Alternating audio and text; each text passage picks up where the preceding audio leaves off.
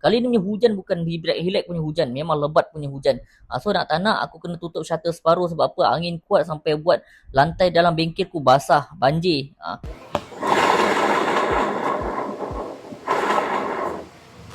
Pakcik ni mengadu bila bawa motor bunyi bising. Pertama waktu nak starting motor dia. So memang dia syak masa belakang. Bila aku pusing tayar belakang, aku tahu dah apa masalah motor ni sebenarnya. So benda pertama nak buka, kita buka bahagian CVT dulu. Ini motor Vario 160. Motor ni mileage tak adalah tinggi sangat, tapi katanya owner ni betul-betul jaga bahagian minyak hitam dengan minyak gearbox. Tapi sebenarnya motornya aku syak bearing gearbox dia pecah. Sebenarnya normal lah untuk motor skuter bearing gearbox pecah lama-lama sebab korang duk langgar-langgar lubang. Bila kita buka dalam CVT, kau perasan bearing dekat bahagian casingnya rabak, ada kesan macam rabak. Tu biasanya punca apa? Kau punya sub bearing gearbox kau tu dah ada free play atas bawah. So bila berpusing dia akan impact dekat bearing yang pegang tu. Tapi tak apa, kita buka dulu, nanti kita check, kita cabut dia dulu segala belting apa semua. Cabut baru kita boleh check. Kalau kita check belting tu, belting pun dah start crack dah sebenarnya. Semua belting ni rasanya dah boleh tukar sebenarnya, tapi kita pernah tahu owner boleh pakai lagi. Tapi kalau owner tukar, dia tukar. Kalau kau tengok bahagian puli belakang ni, aku tahu kenapa jahanam. Mungkin belting ni pernah putus sebelum ni. Kalau kau perasan kenapa spring tengah ni puli belakang ni berkarat, maksudnya motor ni dah lama tak servis CVT. Kalau motor korang lama tak servis CVT, inilah impact dia. Segala karat akan keluar dekat bahagian motor korang. Itu pentingnya korang kena servis CVT bila sampai mileage. Kita check roller, check puli depan semua okey. Roller ni ada makan sikit tapi ni normal, tak ada masalah, boleh pakai balik.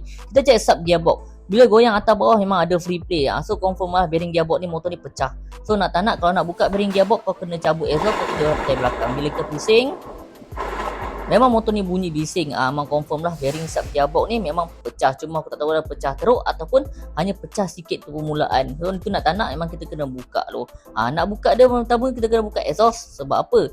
Sebab kita nak cabut tayar belakang dia. Nak cabut sub gearbox ni, bearing sub gearbox ni, nak overhaul bagi gearbox ni, memang kita kena cabut semua segala tayar, cover exhaust semua kau kena cabut. Sebab apa? Dia akan buka daripada belah kanan keluar. Itulah cara dia sebenarnya, tak ada cara lain. Jadi daripada buka, kita gantung setempat dekat tangga lah. Mesti ada yang pelik kan, ini bukan Danang Garage Empire ke? Bukan specialist untuk buat motor kapcai ke, untuk bagi enjin motor kapcai? Jawapannya ya.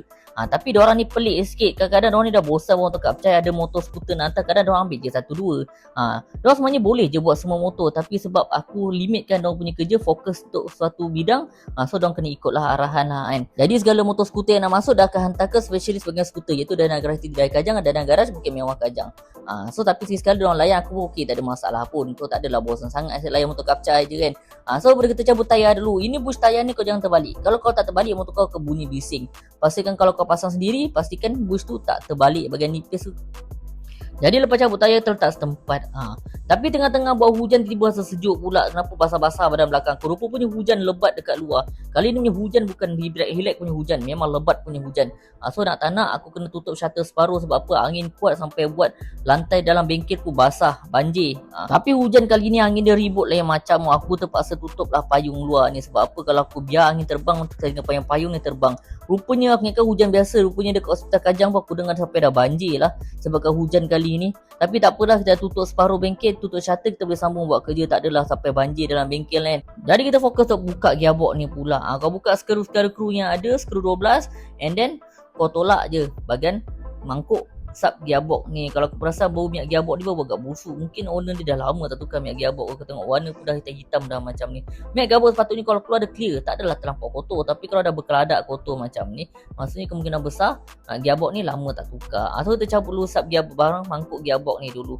Ini gigi gearbox yang biasanya yang makan. Tapi kat sini aku tunjuk korang ini ialah sub gearbox yang pegang korang punya tayar. Sub gearbox ni memang selalu bengkok, itu normal yang panjang ni. Sebab apa? Korang tak ada bearing gearbox, tak ada batang sub macam motor kapcai. So yang batang sub ni lah yang akan tampung kau punya beban bila kau langgar lubang. So kalau batang sub ni bengkok, itu normal, memang banyak kes. Jadi inilah rupa dalam kawasan bearing gearbox korang. Memang bila aku check tak ada goyang, tapi bila aku check yang ni, ini memang ada goyang free play. Yang aku check itulah, itu yang bahagian yang pegang batang sub puli belakang motor korang.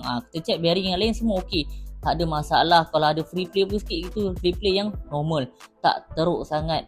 Cuma satu bearing je lah yang pecah, iaitu bearing bahagian yang pegang batang sub puli belakang korang. Aku lupa nama dia. Ini kita pakai alat gun. Ini alat gun impact untuk aku nak tembakkan batang sub ni keluar ke depan ke tidak, nak kena ketuk. Kalau ketuk salah cara boleh bengkok, boleh rosak. So tak digalakkan. So aku pakai special tool lah.